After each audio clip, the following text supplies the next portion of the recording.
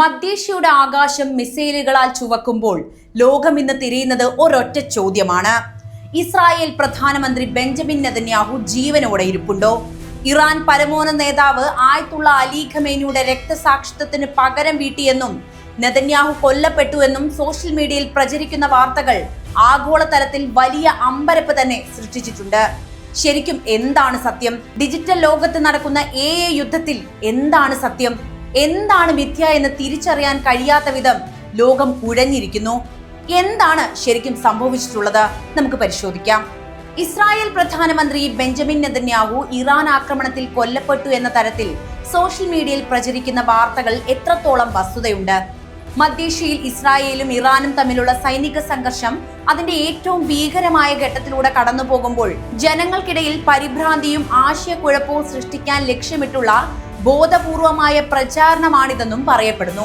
Iran പരമോന്നത നേതാവ് ആയത്തുള്ള അലി ഖമേനിയുടെ മരണത്തിനോ അല്ലെങ്കിൽ ഇറാൻ നേരിട്ട തിരിച്ചടികൾക്കോ പകരം വീട്ടുമെന്ന് അദ്ദേഹത്തിന്റെ മകൻ മുജ്തബ അലി ഖമേനി പ്രഖ്യാപിച്ചുവെന്ന വാർത്തകൾക്ക് തൊട്ടു പിന്നാലെയാണ് നെതന്യാഹു വധിക്കപ്പെട്ടു എന്ന പ്രചാരണം ശക്തമായി തുടങ്ങിയത്. എന്നാൽ അന്താരാഷ്ട്ര വാർത്താ ഏജൻസികളോ ഇസ്രായേൽ ഗവൺമെന്റോ ഇത്തരമൊരു സംഭവത്തെക്കുറിച്ച് സൂചന പോലും ഇതുവരെ നൽകിയിട്ടില്ല എന്നതാണ് മറ്റൊരു യാഥാർത്ഥ്യം. ആധുനിക യുദ്ധമുറകളിൽ സൈനികമായ നീക്കങ്ങൾക്കൊപ്പം തന്നെ പ്രാധാന്യമുള്ള ഒന്നാണ് ഇൻഫർമേഷൻ വാർഫെയർ അഥവാ വിവര സാങ്കേതിക വിദ്യ ഉപയോഗിച്ചിട്ടുള്ള വ്യാജ പ്രചാരണങ്ങൾ. എതിരാളിയുടെ ആത്മവീര്യം തകർക്കാനും ആഗോളതലത്തിൽ പിന്തുണ നേടിയെടുക്കാനും ഇത്തരം വ്യാജ വാർത്തകൾ നിർമ്മിക്കപ്പെടാറുണ്ട്. ഇറാൻ വിക്ഷേപിച്ച മിസൈലുകൾ ഇസ്രായേലിലെ അതീവ സുരക്ഷാ മേഖലകളിൽ പതിക്കുന്ന ദൃശ്യങ്ങൾക്കൊപ്പം നെതന്യാഹുവിന്റെ ചിത്രം ചേർത്ത് പ്രചരിപ്പിക്കുന്നത് തെറ്റിദ്ധരിപ്പിക്കാൻ വേണ്ടിയായിരിക്കാം.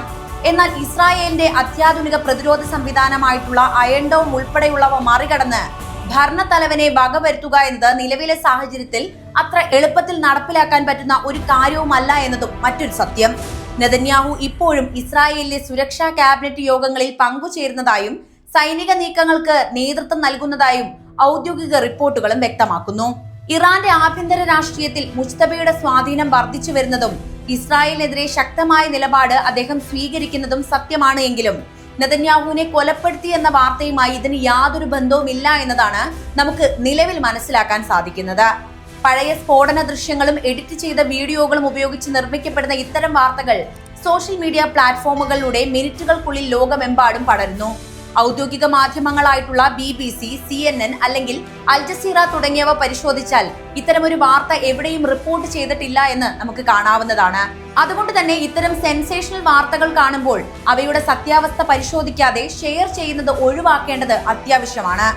ബെഞ്ചമിൻ നെതന്യാഹു സുരക്ഷിതനായി തന്നെ തുടരുന്നുവെന്നും ഇറാൻ ഇസ്രായേൽ സംഘർഷം വരും ദിവസങ്ങളിൽ കൂടുതൽ രൂക്ഷമാകാൻ സാധ്യതയുണ്ടെന്നും വേണം ഇതിലൂടെ നമ്മൾ മനസ്സിലാക്കാൻ. യുദ്ധം നടക്കുന്നതിനേക്കാൾ അതിവേഗത്തിൽ ഡിജിറ്റൽ ലോകത്ത് ഇത്തരം വ്യാജ വാർത്തകൾ കത്തിപ്പടരുകയാണ്. അന്താരാഷ്ട്ര തലത്തിൽ വലിയ പ്രത്യാഘാതങ്ങൾ ഉണ്ടാക്കിയേക്കാവുന്ന ഇത്തരം വാർത്തകൾ ഔദ്യോഗിക സ്ഥിരീകരണമില്ലാതെ വിശ്വസിക്കുന്നത് അപകടകരവുമാണ്. ഇറാൻ ആക്രമണങ്ങൾ തുടരുമെന്ന് പ്രഖ്യാപിച്ചിട്ടുണ്ട് എങ്കിലും ഒരു രാജ്യത്തിന്റെ ഭരണത്തലവൻ വധിക്കപ്പെട്ടു എന്ന വാർത്ത കേവലം പ്രചാരണം മാത്രമാണ്. ഇസ്രായേൽ പ്രധാനമന്ത്രി ബെഞ്ചമിൻ നെതന്യാഹു മരിച്ചിട്ടില്ലെന്ന് തെളിയിക്കാൻ പുറത്തുവിട്ട വീഡിയോകൾ കൃത്രിമമായി നിർമ്മിച്ചതാണെന്ന ചർച്ചകളും സോഷ്യൽ മീഡിയയിൽ സജീവമാണ്.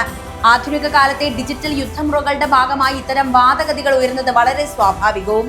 ഈ വിഷയത്തിലെ സത്യാവസ്ഥയും AI സാങ്കേതിക വിദ്യയുമായി ബന്ധപ്പെട്ട തർക്കങ്ങളും വിശകലനം ചെയ്യേണ്ടതും വളരെ നിർബന്ധമാണ്.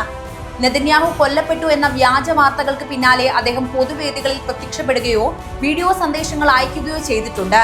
എന്നാൽ ഈ വീഡിയോകളിൽ അദ്ദേഹത്തിന്റെ ചുണ്ടുകളുടെ ചലനവും സംസാരവും തമ്മിൽ പൊരുത്തക്കേടുണ്ട് എന്നും കണ്ണുകളുടെ ചലനം സ്വാഭാവികമല്ല എന്നും ആരോപിച്ചാണ് ഇത് ഡീപ് ഫേക്ക് ആണെന്ന വാദം ഉയർന്നത്.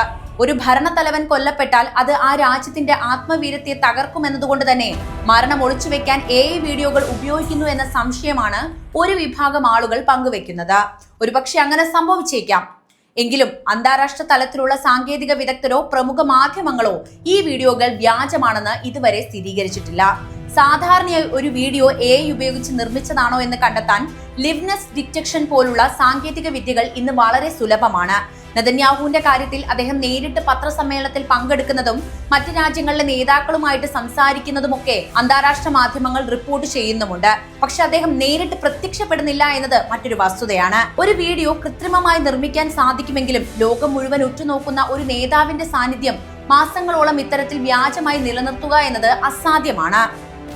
സോഷ്യൽ മീഡിയയിൽ പ്രചരിക്കുന്ന പല വീഡിയോകളും കംപ്രസ് ചെയ്യപ്പെടുമ്പോൾ അവയുടെ ഗുണനിലവാരം കുറയുന്നതും അതുപോലെ ദൃശ്യങ്ങളിൽ നേരിയ മാറ്റങ്ങൾ തോന്നാൻ കാരണമാകാറുണ്ട്. ഇത് പലപ്പോഴും AI ആണെന്ന് തെറ്റിദ്ധരിക്കപ്പെടാൻ ഇടയാക്കുന്നു. കൂടാതെ ഇസ്രായേലിനെതിരെയുള്ള പ്രൊപ്പഗാൻഡയുടെ ഭാഗമായും ഇത്തരം സംശയങ്ങൾ മനഃപൂർവ്വം പടച്ചുവിടാനുള്ള സാധ്യതയുണ്ട്. നെതന്യാഹു കൊല്ലപ്പെട്ടു എന്ന വാർത്തയ്ക്ക് വിശ്വാസ്യത നൽകാനാണ് അദ്ദേഹത്തിന്റെ പുതിയ വീഡിയോകൾ AI ആണെന്ന വാദം ശത്രുപക്ഷത്തുള്ളവർ ഉയർത്തുന്നത്. ചുരുക്കി പറഞ്ഞാൽ ബെഞ്ചമിൻ നെതന്യാഹു കൊല്ലപ്പെട്ടു എന്നതിനോ അദ്ദേഹം AI വീഡിയോയിലൂടെയാണ് ജനങ്ങളെ അഭിമുഖീകരിക്കുന്നത് എന്നതിനോ നിലവിൽ യാതൊരു ശാസ്ത്രീയമായ തെളിവുകളും അടിത്തറയുമില്ല. ആഗോള രാഷ്ട്രീയത്തിലെ അനിശ്ചിതത്വവും സാങ്കേതിക വിദ്യയിലുള്ള അമിതമായ സംശയവുമാണ് ഇത്തരം വാർത്തകൾക്ക് കരുത്ത് പകരുന്നത്.